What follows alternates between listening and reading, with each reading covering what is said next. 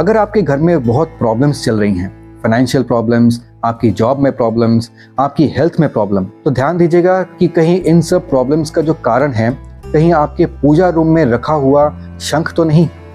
हो सकता है आपने एक नया पूजा रूम बनाया या फिर आपका कोई पुराना पूजा रूम है जहाँ पर एक शंख रखा हुआ है, लेकिन क्या वो शंख सही तरीके से रखा हुआ है? शंख को अगर अपने पूजा रूम में आपने सही तरीके से नहीं रखा है तो इससे आपकी लाइफ में काफ़ी टाइप की फाइनेंशियल प्रॉब्लम्स या फिर हेल्थ प्रॉब्लम्स या फिर घर में और भी काफ़ी टाइप की जो प्रॉब्लम्स है, कलह कलेश रहना, ये सब कुछ आपके घर में हो सकता है। आपके घर में नेगेटिविटी जो है वो बहुत ज़्यादा बढ़ सकती है अगर आपके पूजा रूम में शंख को सही तरीके से नहीं रखा गया। मैं आज की वीडियो में आपको वो सारे मेन इंपॉर्टेंट पॉइंट्स बता दूंगा जो कि आपको ध्यान रखना है अपने पूजा रूम में शंख को स्थापित करते वक्त, क्योंकि अगर आपने इन सब चीज़ों का ध्यान नहीं रखा तो आपके लिए जो आपका शंख है वो नेगेटिव रिजल्ट्स दे सकता है। लेकिन आपको टेंशन लेने वाली कोई बात नहीं है। मैं आपको मिनिमम से मिनिमम कुछ रूल्स बता दूंगा जिन बातों का आपको ध्यान रखना है। बस आप इन चीज़ों का ध्यान रखिए। आपके पूजा रूम में शंख को इस तरीके से रखा गया है कि नहीं, इन सब बातों का आप ध्यान रखिए। बस इतना काफ़ी है और आपके घर में आप देखेंगे कि जैसे ही आपने शंख को सही तरीके से रखा ना, उसके रिजल्ट्स कुछ अलग ही आने लग जाएंगे। ये मेरा पर्सनल एक्सपीरियंस है। जब मैंने अपने पूजा रूम में शंख को सही तरीके से रखा तो उसके रिजल्ट्स इतने पॉजिटिव आए। एग्जैक्टली क्या रिजल्ट्स आए वो मैं आपको नहीं बता सकता हूँ, क्योंकि इन सब चीज़ों को ना पब्लिक फोरम में पब्लिकली जो है वो नहीं बताना चाहिए बहुत डिटेल में, नहीं तो चीज़ों का जो असर है वो कम हो जाता है। इसलिए बस आप इतना जान लीजिए कि बहुत ज़्यादा पॉजिटिव रिजल्ट्स जो हैं वो आप अचीव कर सकते हैं अगर अपने पूजा रूम में आप शंख को सही तरीके से रखते हैं। तो चलिए आगे बढ़ते हैं और देख लेते हैं कि पूजा रूम में शंख को किस तरीके से रखा जाता है। यहाँ आपको एक चीज़ जानना बहुत ज़्यादा ज़रूरी है कि शंख दो प्रकार के आते हैं। वैसे तो शंख कई प्रकार के आते हैं, लेकिन मेनली दो प्रकार के आते हैं। एक आता है आपका पूजा करने वाला शंख, जिसको दक्षिणावर्ती शंख या फिर लक्ष्मी शंख या फिर राइट हैंडेड शंख, राइट हैंडेड कॉन्च भी कहा जाता है। दूसरा आता है आपका वामावर्ती शंख या फिर बजाने वाला शंख या फिर लेफ्ट हैंडेड शंख। तो ये आपका अलग शंख होता है।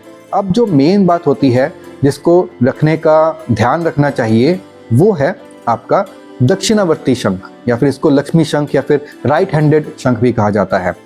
अब दक्षिणावर्ती और वामावर्ती शंख में क्या डिफरेंस होता है, किस तरीके से आप पहचान सकते हैं कि कौन सा शंख दक्षिणावर्ती है, कौन सा वामावर्ती है, कौन सा पूजा करने वाला है और कौन सा बजाने वाला है, इस सब के ऊपर मैं ऑलरेडी वीडियो बना चुका हूँ। लिंक ऊपर मैं दे दूंगा आई बटन में, डिस्क्रिप्शन बॉक्स में भी आपको लिंक मिल जाएगा। तो उस लिंक पे जाकर आप शंख के उस वीडियो को ज़रूर से देख लीजिएगा, तो वो वीडियो आपके लिए बहुत ज़्यादा हेल्पफुल रहेगी। लेकिन आज मैं आपको मेनली शंख को स्थापित किस तरीके से करना है इसके बारे में बता रहा हूँ। तो पॉइंट नंबर 1, आपका जो पूजा करने वाला दक्षिणावर्ती शंख है उसको कभी भी आपने नीचे नहीं रखना है, फ्लोर पे नहीं रखना है, उसको ज़मीन पे नहीं रखना है। जो शंख है ये खुद में एक देवता है। शंख का जो मिडल वाला हिस्सा होता है वहाँ पर वायु देवता का वास माना जाता है। शंख का जो तीखा चोंच वाला हिस्सा होता है वहाँ पर माँ लक्ष्मी और माँ गंगा का वास माना जाता है। और शंख का जो मोटा वाला बजाने वाला जो हिस्सा होता है वहाँ पर भगवान ब्रह्मा का वास माना जाता है। तो शंख खुद में एक देवता है और भगवान विष्णु का बहुत प्रिय है। इसलिए शंख को कभी भी फ्लोर में नहीं रखना है, नीचे ज़मीन पर नहीं रखना है। इस चीज़ का आपको ध्यान रखना बहुत ज़्यादा ज़रूरी है। नंबर 2, एक और बहुत इंपॉर्टेंट बात, शंख को आपने अपने पूजा रूम में कुछ इस तरीके से रखना है कि उसकी जो चोंच है, उसका जो पतला वाला जो पार्ट है वो आपके भगवान की तरफ होना चाहिए। यानी कि आपने अगर भगवान की मूर्ति या फिर भगवान की फ़ोटो वगैरह रखी हुई है तो शंख का जो पतला वाला जो चोंच है वो मूर्ति की तरफ या फिर फ़ोटो की तरफ होनी चाहिए और उसका जो मोटा वाला पार्ट है वो आपकी तरफ होना चाहिए। जो बजाने वाला पार्ट है वो आपकी तरफ होना चाहिए और उसका जो खोखला वाला पार्ट है वो नीचे की तरफ नहीं होना चाहिए, बल्कि वो आकाश की तरफ। इस तरीके से शंख को आपको रखना है अपने पूजा रूम में।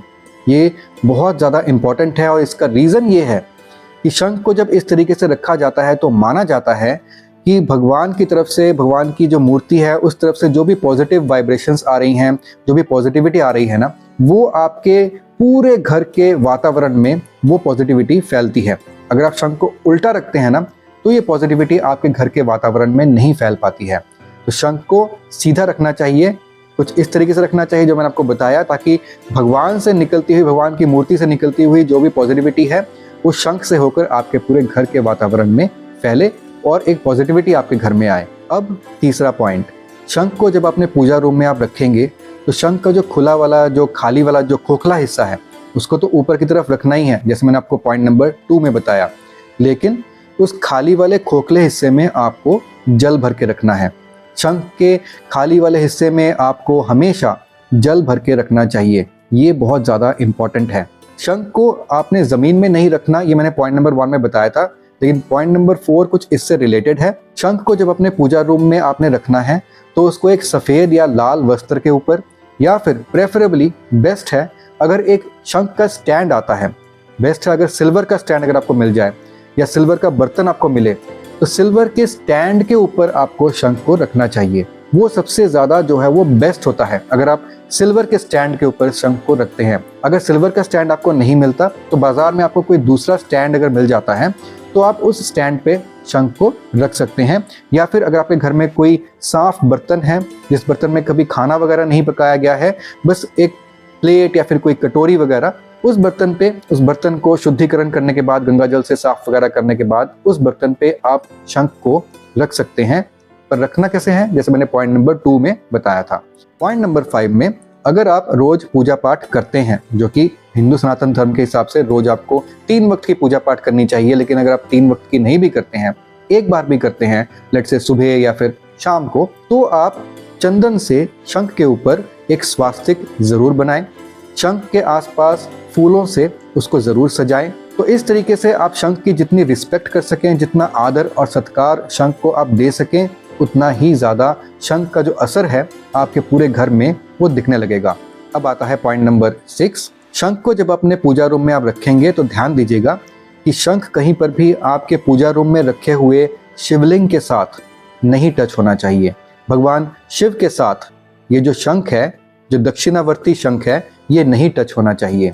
पॉइंट नंबर 7, जब भी आप सूर्य को अर्घ देते हैं, सुबह उठकर सूर्य की जो पहली किरण है, जब आप उसकी तरफ देखते हुए सूर्य को अर्घ देते हैं, तो कभी भी आपने इस शंख के पानी से सूर्य को अर्घ नहीं देना है, या फिर इस शंख के पानी को किसी भी देवता को, या फिर अपने पूजा रूम में किसी भी देवता को शंख के पानी को इस तरीके से अर्पण नहीं करना है। ये शंख का जो पानी है, इसको शांति जल या पवित्र जल भी कहा जाता है।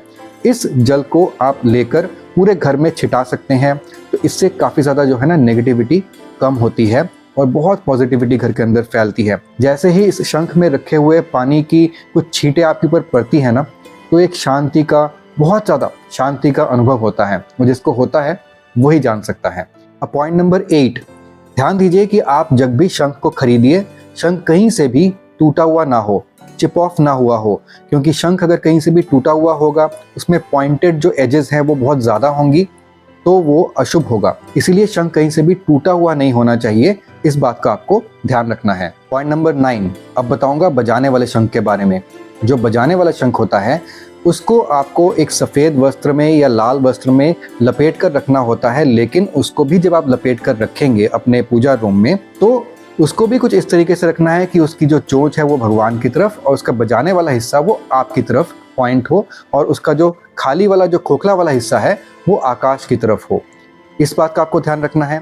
पॉइंट नंबर 10, बजाने वाले शंख को जब भी आप बजाने लगें तो 3 बार उसके बजाने वाले छेद में आपको 3 बार जो है वो टैप करना होता है। उसको 3 बार पानी से या गंगा जल से धोना होता है। अच्छी तरीके से धोने के बाद, और कोई भी मंत्र जिस पे आप विश्वास करते हैं उस मंत्र को पढ़ने के बाद ही शंख को बजाना चाहिए। 2 बार घर में अगर आप सुबह शाम शंख को बजाते हैं तो घर में बहुत ज़्यादा पॉजिटिविटी फैलती है। अब दोस्तों, अगला जो पॉइंट है वो पॉइंट नंबर 11 तो मैं नहीं बोलूँगा, बेसिकली उसको मैं बोलना भूल गया था। मैंने आपको बीच में एक पॉइंट बताया था जहाँ पर मैंने आपको बताया था कि शंख को किस तरीके से उसके ऊपर आप स्वास्तिक बनाना है, चंदन से स्वास्तिक बनाना है, उसके अंदर पानी भर के रखना है। एक चीज़ और उसमें मेरी स्किप हो गई थी, आपको शंख के ऊपर तुलसी के पत्ते हैं वो भी रखना चाहिए। शंख को कभी तुलसी से अलग नहीं करना चाहिए। शंख के ऊपर आप पानी भर के तो जरूर रखिए, स्वास्तिक भी बनाइए, और तुलसी भी शंख के ऊपर आप रखिए। शंख को तुलसी से अलग नहीं किया जाता, ये हमारे शास्त्रों में आता है। तो कोशिश कीजिए कि तुलसी को भी आप शंख के ऊपर जो है ना वो आप रखिए, और उसके बाद शंख की आप पूजा कीजिए। तो दोस्तों अब कुछ छोटी सी चीज़ आपको बता देता हूँ कि शंख को, चाहे वो दक्षिणावर्ती शंख हो या बजाने वाला वामावर्ती शंख हो, अगर आप शंख खरीद के लाए हैं तो अपने पूजा रूम में उसको स्थापित करने से पहले उसकी शुद्धिकरण कैसे करनी है। अब दोस्तों आप चाहे कोई सा भी शंख लाएं, उसको पूजा रूम में रखने से पहले शंख को 24 घंटे के लिए यानी कि एक दिन के लिए चावल में रखा जाता है। अगर आपके घर में चावल की बोरी है या फिर किसी बर्तन में चावल भर के रख दीजिए और एक दिन के लिए शंख को वहाँ पर रख दीजिए। उसके बाद शंख को कच्चे दूध से और गंगा जल से अच्छी तरीके से धोकर साफ करके बहुत ज़्यादा प्रेम से, रिस्पेक्ट से और आदर सत्कार से आपको अपने पूजा रूम में शंख की स्थापना करनी होती है। अपने गुरु मंत्र को पढ़ते पढ़ते आप कर सकते हैं, या फिर शंख का एक स्पेशल मंत्र होता है, आप उसको भी पढ़ते पढ़ते कर सकते हैं, या फिर किसी भी मंत्र में, किसी भी भगवान पे, किसी भी देवता पे आपकी श्रद्धा है तो उनके बारे में सोचते हुए आप शंख को अपने पूजा रूम में स्थापित कर सकते हैं। अब किस तरीके से शंख को रखना है और स्थापित करना है वो मैं आपको ऑलरेडी बता चुका हूँ। बस इन सब बातों का अगर आप ख्याल रखते हैं तो यकीनन जो आपके पूजा रूम में रखा हुआ शंख है वो आपकी सभी फाइनेंशियल प्रॉब्लम्स, आपके घर में जो भी कलह कलेश हैं, जो भी प्रॉब्लम्स हैं, जो भी आपकी जॉब में प्रॉब्लम्स हैं, उन सभी प्रॉब्लम्स को दूर करने में, आपके माइंड में एक पॉजिटिविटी लाने में ये शंख बहुत हेल्प करता है। ये जो शंख होता है, स्पेशली जो पूजा वाला शंख होता है, दक्षिणावर्ती शंख, वो तो कुछ ऐसा होता है कि उसकी तरफ अगर आप देखते भी हैं, उसमें पानी भरा हुआ रहता है, उसके ऊपर तुलसी रहता है, उसके ऊपर स्वास्तिक बना हुआ रहता है, और अगर आप ऐसे शंख को सिर्फ देखते भी हैं ना तो आपके मन में एक शांति का एहसास होता है, आपके मन में अपने आप से एक पॉजिटिविटी आती है और ये आपकी लाइफ में भी पॉजिटिविटी लेकर आती है। उम्मीद करता हूँ और भगवान से प्रार्थना करता हूँ कि आप सभी की लाइफ पॉजिटिविटी से भर जाए। ओम नमः शिवाय।